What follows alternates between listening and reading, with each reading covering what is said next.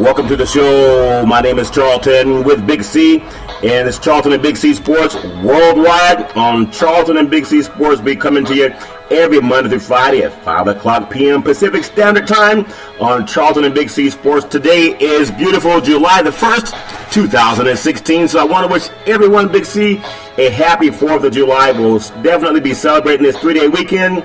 And speaking of celebrating this 3-day weekend, Big C, I know you good old boys down south, you probably got barbecues going all over the place. It probably looks like Los Angeles back in the 80s, Big C. How things going for you, Big C? Well, every pig and chicken down here in the south been scared talking all week long. They're running, hiding, squealing, and quacking. Yeah, first and foremost, what I want to say, Charlton, during this 4th of July weekend, I want everybody to be safe. Yeah. Fireworks are not a toy. They can cause grave bodily harm.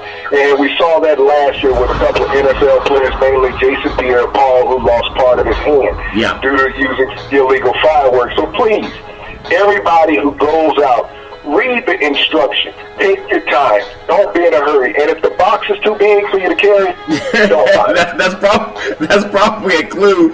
I heard this. Now, this is not even funny, but it's funny because, sometimes things are so stupid. Everyone has a gas barbecue grill now, Big C, and they have the propane or whatever they use to get it to fill up. But when you're going to light the fire, you got to open the lid first, because some people turn the propane on and the gas is filling up in the inside. And then they throw a match, or they turn the stove on, and it causes an explosion. Out here in California, I use charcoal, Big C, so I really don't have that issue. But again, you're right. Everyone, please be safe. It's the 4th of July, and you want to make sure you get through it safe. And Big C, speaking of safe, I want to thank all of our followers in Latin America. So thank you for tweeting out to Charlton and Big C Sports. Also in London, England, the London Bridge. In Berlin, Germany, we know that Jesse Owens had a great track showing there, and the great country of Canada, and of course the beautiful United States of America. And Big C, we call this the $1 Million Show, and I'm going to say this first because the Mega Million, we keep talking about things and they happen. Even Fox Sports Baseball is saying, welcome to the show, as well as ESPN, Big C. I just think that's funny. And it's amazing, Charlton, that little guys like us can influence these major networks across the country. Oh, yeah. They're emulating us, but they're also listening to us, Charlton, and we really appreciate their following of our show. Oh, yeah, and I listen to a lot of guys. I've been following this sport for a long time, and I love sports. It's one of the things that makes me happy in life. It's almost as happy as this $450 million we're about to win tonight in the Mega Millions, Big C. I keep talking about it. I even had a dream about it, Big C. I was driving a Bentley. Then I woke up and I realized I was just driving your car, Big C. Okay, I'll go down and buy you a couple tickets, and that way you can have a plethora of wealth, Charlton, and you won't have to worry about anything. Matter of fact, you will continue in a little studio to do the show here. That might be even more fun, Big C, more fun. And speaking of studio, this segment is sponsored by your Northern California Cadillac dealer, home of the all-new Escalade, the standard of the world, and you can only get it there brand new. And when you go down and test drive it, tell them that Charlton and Big C sent you. Now, Big C, I know we talk about football and how it's starting out, and basketball players, we talked about it yesterday, how these contracts are going through the roof, Big C. And I've never seen black men more in pursuit since they emancipated slavery, Big C. And I know that may not be funny, but it's like everybody's looking for another black man to come to their team now. And I think about it, everybody's talking about how players like the average guy, Moskov, that set the bench last year for Cleveland, he signed with the Lakers for $64 million. Now they're giving the guy $64 million, and he set the bench last year in Cleveland. And there are guys that are getting, I think DeRozan up in Canada, up in Toronto, I believe they offered him a 5-year, $145 million contract, and all they did was lose to Cleveland 4-2. Now, I'm happy that guys are getting the money, and of course I wish I had that kind of money, Big C. And tonight, after the Mega Million, I will have that kind of money, Big C. But I just want to get your thoughts. You've been around 40 years covering the sport as an athlete and as a broadcaster, TV and radio. What's going on with the owners? Is this real, or is it just like baseball money now, Big C? Well, I think it's more like football money. You put so much of it out there, but you're not guaranteeing the money. And let's talk about the Mozdov move, first of all, Charlton. Mozdov played 14 minutes in the playoffs this past season for Cleveland, winning the championship. 14 minutes. That was worth $64 million from the Lakers.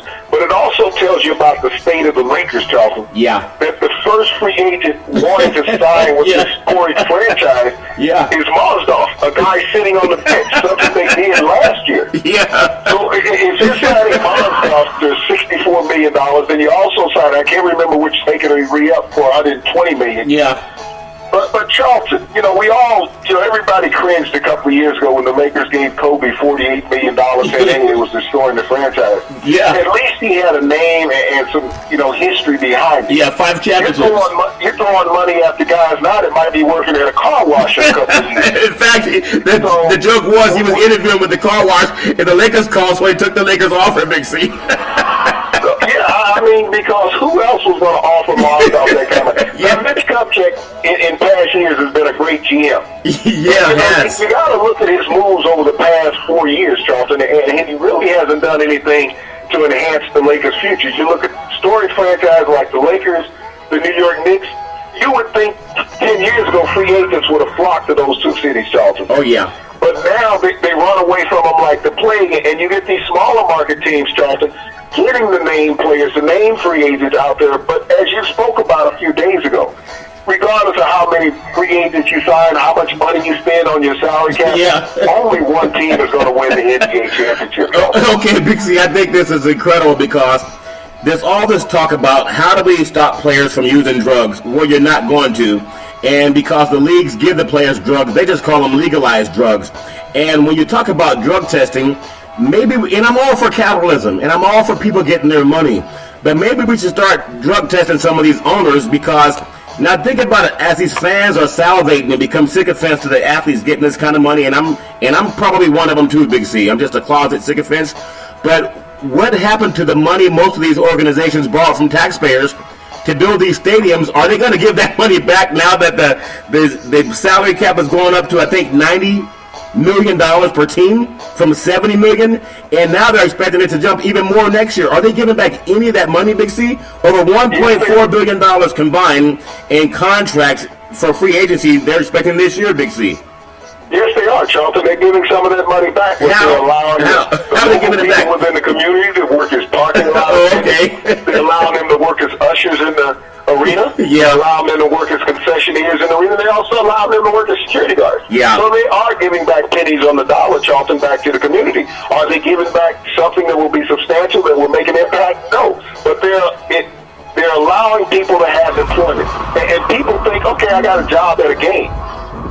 One player's salary is more than all those concessionaires is going to do the entire season, Charlton. Oh, yeah. So when you think about that, Mozgov at $64 million, and you think about the other kid the Lakers signed at $120 million. Yeah. That $120 million, where outside the basketball courts is going to be $120 million generated by the Lakers for the city of Los Angeles. Maybe in the tax space, that's about it. But as far as going into the community, it's not. If any team, Charlton, would go out and say, okay, we pledge, matter of fact, the NBA, Adam Silver, the pep of the league now, because we saw what he did after the championship, let the players go down and be half naked in Las Vegas and even in Cleveland during the parade. When David Stern had worked so hard to put a suit on mentality in the NBA, and he just threw that out the window as soon as he took over. But maybe he should pledge from every NBA team somewhere between $10 and $20 million back into the community to help education and civic, functions in those communities, Charlton. Yeah, but we know that's not going to happen, Big C. Even when you look around the league and you look at teams like Joakim Noah, the Knicks gave him a 4-year, $72 million contract. Big C, he averaged 5 points a game, even though he only played in 29 games this year. So you average 5 points a game. In fact, it was 4.8. You have to round up to get 5. And Joakim Noah, he played at Florida, $72 million for averaging less than 5 points a game. You got to drug test some of these owners, Big C. I'm tired of the players always going under the scope. Start drug testing some of the people who are writing checks for that. For a guy that scores 2 baskets a game plus a free throw, Big C. Am I crazy or are the owners crazy, Big C? Well, you got the owner and the GM sitting there together, Charlton, and they talked about not legalizing cannabis for the players, but evidently they legalized it for the owner. And didn't Scarface tell them don't get high on your own supply? They got the bonbons and the Doritos and the Mountain Dew sitting there sipping and getting high, and just say, give him some money. That's all they're doing. Hey, Big C. We know he didn't have a good year last year. Matter of fact, he hasn't had a good year in the last 2 years. Right. How much money does he want? Just give it to him. Well, Big C, remember that player you told me about in the SEC of all conferences? On draft day, they caught him with a bong, and he was like Cheech and Chong up in smoke for something. Larry McTunson, offensive tackle out of Mississippi with number 13 to Miami in the first round. So it shows, you can do what you want as a player. Yeah. You can smoke, you can get high, especially in the NFL. Yeah. They will find a way to get around it, in the NFL, especially if you're somebody like Johnny Manziel. Yeah. You can stay drunk and high on prescription drugs all the time. And, the commissioner, if he was an African-American quarterback, he would have been suspended for a year already, Charlton. He'd have been suspended from the NFL. But for some reason, Roger Goodell is scared than Johnny Manziel, man. He is a Tom Brady. Well, Johnny Manziel has a lot of money. His father was rich. They supposedly can't find him. And the thing about Johnny Manziel, I really hope that the kid gets him help. But I grew up in an area where there are a lot of kids that had the same kind of issue, but they just happen to be black kids, and most of them went to prison. They got thrown in the criminal justice system, and the prosecutor or the public defender would say, you're going to be facing 3 years in the penitentiary unless you plead guilty. If you plead guilty, you'll be out 1.5 years on good behavior, maybe 6 months. But now they have that felony on their record, Big C. I see rich white kids doing the same thing. They've never been touched. Not even probation, not even profiled, and it's all egregious that you have a guy that's a rich white kid that's on national TV. He already beat up a woman, broke her eye socket or whatever he broke on her. There's no incarceration for that. Eardrum. Okay, her eardrum, and there was no incarceration for doing that. Now he's just a kind of a drug addict, and instead of people saying throw this guy in jail like they do the average black kid, they're saying, well, maybe we should get Johnny some counseling. Don't you think Johnny needs help? Johnny's on a self-destructive streak. I've seen so many young black men just incarcerated over over less garbage, Big C. So that's the hypocrisy that we bring up all the time. So for all these people that want to cry for Johnny Manziel, go throughout the inner city, look at the hordes of black men that have been treated egregiously for less than what he's done. Mostly black kids are into the marijuana thing that the average white kid does anyway with impunity. So I have no remorse for Johnny Manziel, but as an addict, I hope he gets some help. But the way that bias is for black punishment and white punishment is so blaring. It's so glaring. You need sunglasses not to have the player. Charlton, you got to look at every time Fox Sports and ESPN talks about Johnny Manziel, they act like it's their little brother. It's their little brother, yeah. That they're trying to protect. Yeah, or their father. And they know what he's doing is egregious. And we've seen many African-American athletes over the decades who've been caught with marijuana, who's been suspended for 4 games. How many African-American athletes, Charlton, has been suspended in the last 5 years by the NFL for some sort of substance abuse? Too many to count. That list would field at least 2 NFL teams. Yeah. But, when we're sitting here, we're looking at white players in the same light, Charlton. They're saying, well, he's going to counseling. And they sent Manziel to counseling. Even though they know he failed drug tests, they sent him to counseling. Yeah. There was no suspension. He's beat up 2 women. There's been no suspension. Yeah. Adrian Peterson, one of the best backs in the league, lost a year playing. Ray Rice has lost his career. Yeah. Greg Hardy lost a year and a half. Now let me ask you this. African-American player, Charlton, has lost time. Let me ask you this question. Anglo player, they said, let's get him some rehab. Okay, Big C. He's not bad like that. He just got caught up with the wrong crowd, even though he was paying the bill. Okay, Big C, let me ask you this question. And I think it's a poignant question. It's also a painful question. You know how the Rodney King trial, where they showed these officers beating the hell out of Rodney King as a cop? These cops, and they're protecting and serving the public, but they all lied about it. It was on videotape, and the jury, that was all Caucasian, they saw this as well as everyone throughout the world, and they said, well, we didn't see them doing anything wrong. Now, you turn the table, and similar to the OJ trial, the jury wasn't all African-American, but predominantly. And people were saying, I can't believe they came out with the result. So I think that Tim Wise wrote a book about white skin privilege. We see reality differently. Not that people want to, but maybe it's even subconscious. And when I look at a lot of my young African-American friends that have done some time because they were out there selling marijuana and smoking marijuana, and here's a white kid that people know he's doing it. He's on TV. They're trying to get him into another NFL football team. And I don't see the same thing happen when it's young black kids, Big C. To me, it's just so egregious. Do we not see the same thing? Vince Young today? Where's Vince Young? He went 13 and 19 as a starter in the NFL. Yeah. Lost his job over an alleged drug incident, just like Johnny Manziel. Exactly. Out of the same state of Texas. Yeah, same state of Texas. And he was a proven NFL starter, but but he cannot get a job in the NFL again, Charlton. Yeah. Why is that? Okay, so let me ask you this. Everybody trying to coddle Johnny Manziel, who's never done anything. What, he had 4 or 5 completions in his career? Yeah, something like that. And saying he's the next great thing? Yeah. And see, that's the thing, too, because in the sports show, and we love to say this because this segment is sponsored by your Northern California BMW dealer, home of the ultimate driving machine. Go down and test drive the super powerful 600 horsepower M7, also known as the 760 Li. And when you're test driving it, let them know that Charlton and Big C sent you. And Big C, I want to bring this up because it pains me at times, because I grew up being racially profiled at times, even though I don't think it bothers me. Subconsciously, it still does. I hate seeing the police car behind me, because in the back of my mind, I just wonder, are they going to pull me over? It's kind of like you get bitten by a dog. Every time you see a dog, you might wonder if it's going to bite you too. And so when I think about the black men that are being paraded around, even the NBA right now, and they're white guys too, but predominantly it's an African-American league, and they're getting tens of millions of dollars. I think the guy for the Pistons, their center, Andre Drummond, 5 years, $130 million. But if he's not in a uniform, he's just another black guy walking around Detroit or wherever he happens to live.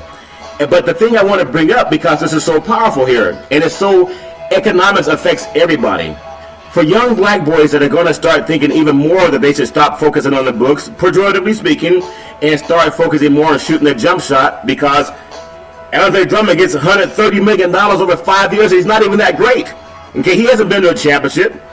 That appeal, that sex appeal about I can shoot more hoops and be the next Andre Drummond or the next Joakim Noah, I think that's so bad, because most guys are trapped in an environment where they're being racially profiled, and they're more likely to end up in the criminal justice system under probation, or even worse, than they are to lace up NBA uniform, Big C. So I love seeing the players get the money, but I hate the fact that it's being paraded like this is going to be the target for every young black kid. Am I just sounding too wrong, Big C, or should I be more happy for these guys? Jonathan, I love the point you just made, that all these kids, we've talked about continuously, how they lack an education, how they're going to college and being exploited. We talked about the one and dones and get to the NBA. That's going to become even more prevalent now. All I need is 1 year, and I'm set for life. That's going to be the mindset of 90% of the African-American kids now being recruited by colleges, especially on the basketball level. Yeah. All I need is 1 year, one contract, and I'm set. And so it's going to destroy what's left of the educational part of the institutions of America, Charlton. Yeah. These NBA contracts are so outlandish that every kid right now who is 12 years old and up is thinking, I'm making it to the NBA. All I need is 1 year. I don't give a damn about my education. Yeah. All I want to do is shoot. I'm going to go out there every day. I'm not going to hit the books. I'm going to hit the court. That's all I'm going to do. I'm going to hit my jump shot over and over. I'm going to work on my leaping. Yeah. They're not talking about, in any of these players that are signing these copious contracts, Charlton. Yeah. They haven't talked about any of their majors in college. No, not a one of them. And that's the thing. Not a one of them that they've talked about their major in college, that they've gone back and gotten their college degrees, what their master was in, Charlton. None of that. That's what's so egregious about these sports shows, Charlton. They're only talking about dollars. They're not talking about their community involvement, their foundations, how they're helping people. And we've thrown that on the owners also, how they need to get back as well as corporate and not just the athletes. Yeah. But tell me something about this athlete's background who just got $130 million, and I'm very proud of him getting $130 million. But tell me something he's going to do with this money other than screw it all off. Well, see, that's something that Jim Brown brought up in the sports business. And because it happened to me when I was a young kid, you could be all county, you could be all whatever, but at some point in time, we have to develop our mental faculties too.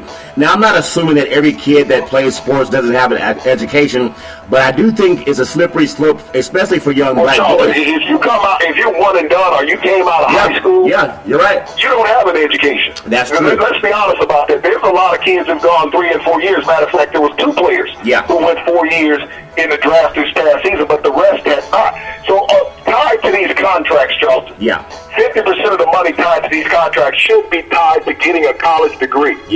That's what it should be tied to. If you've gotten a 4-year to 5-year contract, you should be obligated to go to college to pick up the rest of that money. Granted, that other half may not mean anything to you.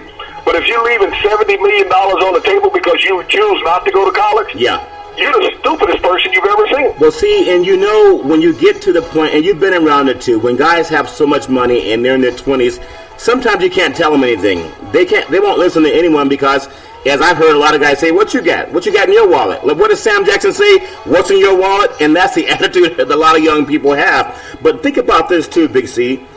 The Hornets forward, Nicholas Batum, 5 years, $120 million. Who knows who he is?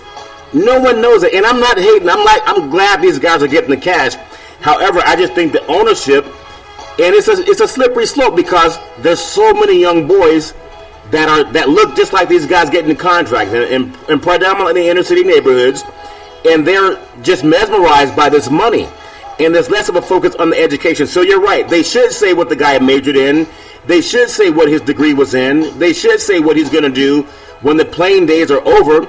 Because whether we want to be it or not, Charles Barkley talked about not wanting to be a role model. But we are role models because athletics is pushed so hard in the face of young boys, and especially for young kids of color. That's when they get most of the admiration from even their school teachers, is when they're on the sports team, not when they earn a straight A in school. I mean, there's a pat on the back, but you hit a 3-point basket in a basketball game, you get a high five and hugs and kisses too, Big C. And that happens to everybody. But I just hope that parents, and these young athletes too, do what Jim Brown talked about. And I hope the owners start taking response to this too. Start seeing what we can do to get back to these poor neighborhoods that majority of these kids come out of. A lot of them are not coming out of Beverly Hills. They're coming out of South Central Los Angeles, New York, Philadelphia, Chicago. They're not coming from the Hamptons, Big C, playing in these major college conferences and being drafted by the NBA. So I know it may sound simplistic, but shouldn't there be a push for that, seeing how mine is a terrible thing to waste? Like the United Negro College Fund used to have that, Big C. Can't the leagues do the same thing, Big C, or is it just me? They can, Charlton, but they don't care. It's not about the mind. But do you really think they don't care? Do you really think they don't? The measurements, that's all they're looking at. You really think they don't care? How much money are you going to be worth? We talked about the draft. It looked like a slave block. How they talked about the intangibles of a player, which is only his height, his wingspan, and his leaping ability, and how much he can fill out. But, you weren't talking about his GPA. You didn't talk about the quality of education that he received. How many credits he was from his degree. Yeah. None of those things were ever mentioned during the draft, Charlton. And that was the most egregious part about ESPN. They did it in the NFL draft, and they've done it in the NBA draft. Yeah. Is that they only talk about the athletes like they're stock, like they're cattle. They're not talking about them as real-life human beings. They only talk about them how much money somebody's going to make off of them and how much money they're going to make now. Well, that's incredible, Big C. And speaking of incredible, this segment is sponsored by your Northern California Ford dealer. They build it for a tough home of the all-new F-150. And when you're test driving it, go down and tell them that Charlton and Big C sent you. Also, BeneathHisWingsFoundation.org. Make a donation today. It is easy, it's fast, and secure. And contact Cynthia Evans of CYNN Entertainment when it comes to promotions. She's the best in Northern California. You can also tweet out a donation to Charlton and Big C Sports. Big C, the salary cap for the NBA, $94 million this year. And 2017 is going to be $108 million. And that's great. I mean, I'm so proud of that. Most of that money comes from a $24 billion TV contract. So when people think, Big C, well, it's me, the fan, buying tickets that's paying your salary. No, they're wrong. It's the TV contracts that are run by corporate America that are buying for these contracts, paying these high salaries. And they should get all the money they can get, Big C. I would just like to see some of this money go back to the inner cities to build up the education, because 99% of the kids that are coming to these schools, they're never going to play professional sports, Big C. But you can give back the same way. 99.99%. That's true. Yeah, that's true. And they can give back the same way. There's some neighborhoods in the Silicon Valley, over in the south part of the Bay Area, one of the wealthiest regions of the world, because of computers. Not because guys are 6'5" and can dunk a basketball or shoot a 3-point basket, but because of the high-tech industry. And a lot of these kids in the high-tech industry, they start learning computers when they're in kindergarten and first and second grade, Big C, not when they're a 19-year-old kid in college. So when we talk about giving back and what Jim Brown and Harry Edwards talked about, we're not too far-fetched from saying the example is already out there. When you want to talk about giving back, Mark Zuckerberg, when he started Facebook, okay, when he went public with Facebook, he created 181 millionaires, Charles, overnight. So when you talk about somebody giving back from the corporate... Well, hold on. Did any of them play football, basketball, or baseball? Big C wasn't in the corporate. None of them played, Charlton. These are people who believed in what he did. He had an education. He didn't ask about... He had an education and they stuck with it. The thing that we're talking about with these African-American athletes, they don't have the education. They don't see that I can make that much money with my mind. Well, let me ask you this question. That they can make it with their legs and their sweat. Let me ask you. When they get injured, Charlton, what's left? So are you saying that Zuckerberg did not ask them about their wingspan or what their vertical leap was? He didn't ask any of those questions that we hear in the NBA TV shows, Big C? No, he didn't. Matter of fact, half the people were women, Charlton. That's incredible. So what we're talking about is not Pollyannish, it's not whimsical, it's not even far-fetched. The example is right in front of us, but primarily it's in the white society that does this to their kids. So when they pass on, they have life insurance policies, they have land and real estate that they bequeath to future generations. They're not leaving them with a weight set or telling them how to go get bigger, stronger, and faster and run the 40 and 4.5 instead of 4.7. And I'm not saying all Caucasian families live that way, but the mainstream society, the ones that send their kids off to get an education and not just to play sports, we know that when they get into the schools, they're more courted into being good academically, and I've seen that. I've seen so many of my young black counterparts being told, oh, we'll get someone to help you with your grades. You just go lift more weights. We'll get someone to help you in study hall. You just go get bigger, stronger, and faster. And I'm not saying it's all on the schools, but it is a league of exploitation when you get into college. And people have to know that. And just like the Emancipation Proclamation, when people were emancipated, they could go off and do their own thing. But many of them chose to go back and stay with Massa because they were brainwashed and they're not thinking for themselves. And I think the same thing is happening now. And I talk sometimes, people say, man, if I was a slave and they freed me, I would never have put up with that garbage. Well, really? Because a lot of people put up with it now by not learning how to create a financial legacy for their family by doing the proper financial planning. And buying a Hummer is not going to do it. And buying $1 million yacht's not going to do it. But having the proper financial tools, and that's what Zuckerberg did. So I'm so glad you brought that up. We're not just talking Big C, and I hope that most of these people like ESPN and Fox will talk about the financial side of business, not just the guys shooting three-point baskets. Big C, your thoughts on that? Well, Charles, look at it from this perspective. You know, when you talk about incarceration, what's the number one color that they wear incarcerated? It's orange, Charlton. Yeah. Orange. HBO did a show a couple of years ago, and it's a series it runs. It's called Orange is the New Black. Yeah. Okay? What's the percentage of blacks being incarcerated? About 80 to 83% in America. So the incarcerated people in America are black. Yeah. So they just took a show and said Orange is the New Black because there's so many blacks in there, is that we just say it's orange instead of saying blacks are being incarcerated. Yeah. And so, you know, you find ways to label something whatever you want, but it's still a racial label. I've never seen the show. I've heard about the show. I've never seen it. Yeah. But why do I want to watch a movie about young blacks being incarcerated? You hear it on the news every day. You see it on the news every day. You hear family members, you know, and friends that know people are involved in these things. So why do we want to glorify, just like with the movie Roots coming out, why do we want to glorify the negative stigmatism of the African-American race? You know, it's just like they glorified O.J. Made in America. Who's not made in America? O.J. polarized America. That's all he did. Yeah. What he did was nothing different than any other criminal activity that anybody else would have ever been involved in, because he hurt a few white people mentally. Yeah. As far as the verdict, they wanted to do a show on it and glorify it. We didn't need to see this heinous crime replayed on television 20 years later, Charlton. Well, see, Big C. They found a way to exploit O.J. all over again. Hey, let's make some more money out of O.J. Think about how many people have been railroaded in society, black and white, Charlton. Yeah. And here's O.J. being glorified once again with a week-long show. Well, we do have something called the prison industrial complex that Eisenhower talked about, being careful of that, because when we talk about people getting jobs back to the inner city, they are getting jobs back to the inner city because most prisons are privatized. That means corporations that invest in prisons, you pay someone $10 an hour is not good. but you pay them 25 cents an hour. It's even better for the corporation. And unfortunately, their main target are young black kids. And so that's why we talk so much about this, because you're not going to hear it anywhere else, Big C. And outside of Charlton Big C Sports, you're not going to hear anyone advocating for young black kids to get an education. Everybody on ESPN, everybody on Fox is affiliated with somebody, if it's not a family member, a friend, or whatever, who's incarcerated. But they won't talk about it because it's an embarrassment to them, Charlton.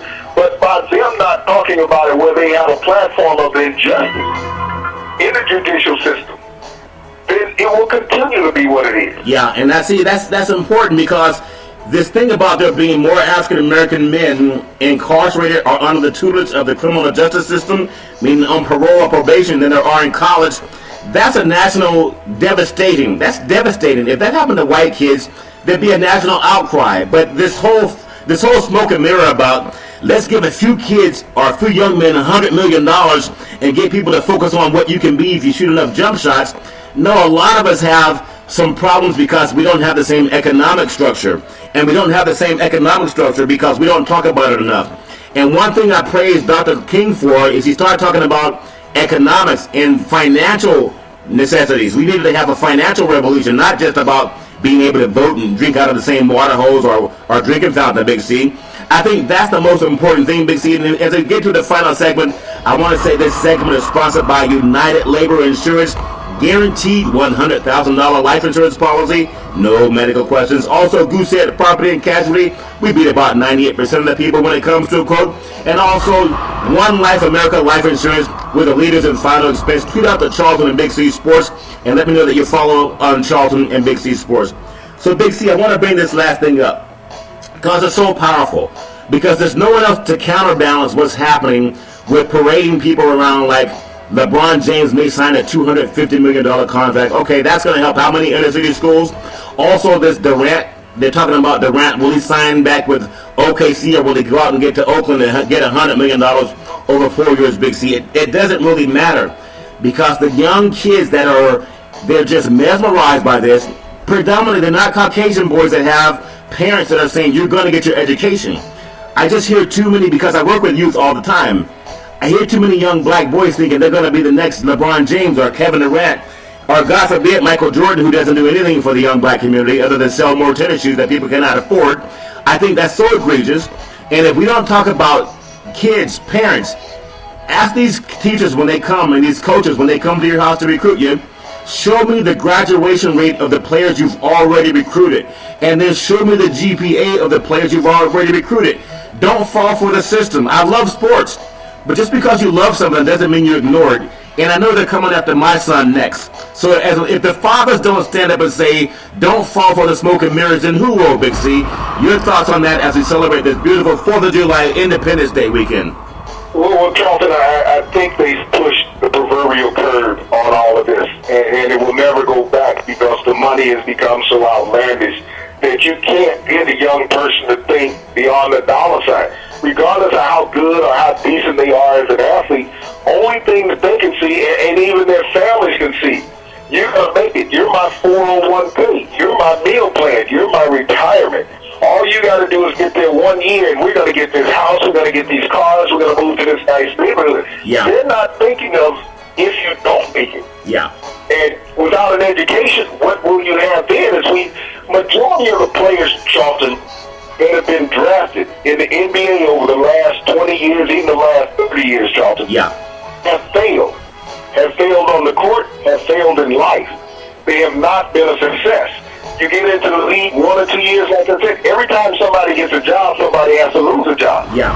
So when somebody loses a job and he hasn't had this big contract because now this money is unreal, you think about players signing a contract that's more than what a team paid the entire roster 10 years ago, Charlton. Well, see, 20 years ago. Big C, so when these players fail, what's left? Yeah. That's when they turn to the criminal element. Yeah. They turn into things that they did not think that they would become in life, though. Well, Big C, there's something that people won't hear about unless they hear it. In mostly minority communities all throughout the United States, there's a real estate corporation called Blackstone. They're buying up gobs and gobs of real estate, primarily in the minority neighborhoods, black-owned neighborhoods. And they're gentrifying these neighborhoods where in the next 5 to 10 years, where you see heavily concentrated neighborhoods of black athletes, or black students, or black academics, or people who work 9 to 5, because there's no rent control in some of these neighborhoods, they're going to be forced out. And this community is going to become mostly Caucasian and Asian.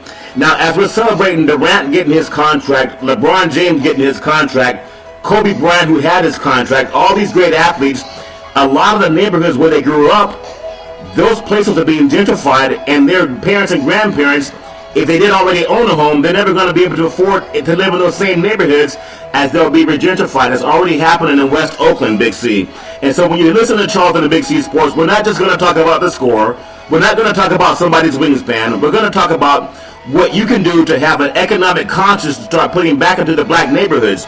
Because if we don't, then you have no one to blame but yourself. Big C, in the last 30 seconds, what are your thoughts on the 4th of July as we celebrate the nation's independence, Big C? Well, Charlton, I can already smell the smoke on the grill and the halls. You know, he stopped squinting, so I think they did to him what they needed to do. Yeah. But then I'm getting ready to unloosen my belt, and I got a keg in the back with some ice around it. It's a moonshine, Big C. You know you got moonshine. I got some other clear liquid in there that we're going to put on ice also. Yes. And, you know, by the time I talk to you next time, I will gain 7 to 8 pounds.